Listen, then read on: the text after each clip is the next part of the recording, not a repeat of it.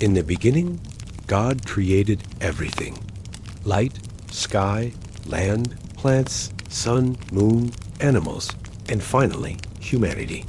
Adam and Eve, created in his image. They lived in perfect harmony with God in Eden until the serpent deceived them into disobeying.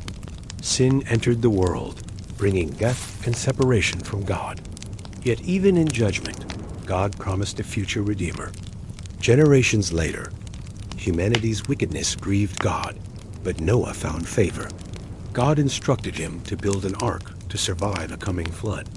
Noah obeyed, and after the waters receded, God made a covenant never to destroy the earth this way again, symbolized by the rainbow.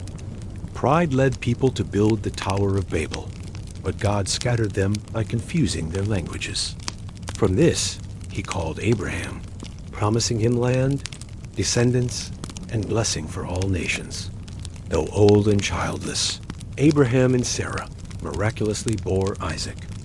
Abraham's faith was tested when God asked him to sacrifice Isaac, but God provided a ram instead, reaffirming his covenant. Isaac's son Jacob fathered 12 sons.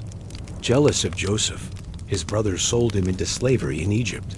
Yet God was with Joseph, raising him to power to save Egypt from famine. When his brothers came seeking food, Joseph forgave them, declaring, "You meant evil, but God meant it for good." The family settled in Egypt. Centuries later, a new Pharaoh enslaved Israel. God called Moses from a burning bush, sending him to demand, "Let my people go." After 10 plagues, ending with the Passover, where the blood of a lamb spared Israel's firstborn, Pharaoh relented. God parted the Red Sea for Israel's escape, drowning Pharaoh's army. At Mount Sinai, God gave the 10 Commandments and the law, establishing a covenant. Israel rebelled, worshiping a golden calf, but God, through Moses' intercession, showed mercy. After 40 years in the wilderness, Joshua led Israel into Canaan, the promised land.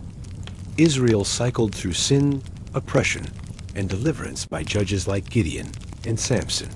Wanting a king like other nations, they rejected God's warnings through Samuel. Saul became king but disobeyed. God chose David, a shepherd who defeated Goliath by faith. David became Israel's greatest king, establishing Jerusalem and receiving God's promise of an eternal dynasty. His son Solomon built the temple but fell into idolatry. The kingdom split, Israel and Judah. Both turned from God, so he sent prophets like Elijah, Isaiah, and Jeremiah, calling for repentance and foretelling judgment and future hope. Israel fell to Assyria. Judah was exiled to Babylon when Solomon's temple was destroyed. Yet prophets like Ezekiel promised a future restoration and a new covenant.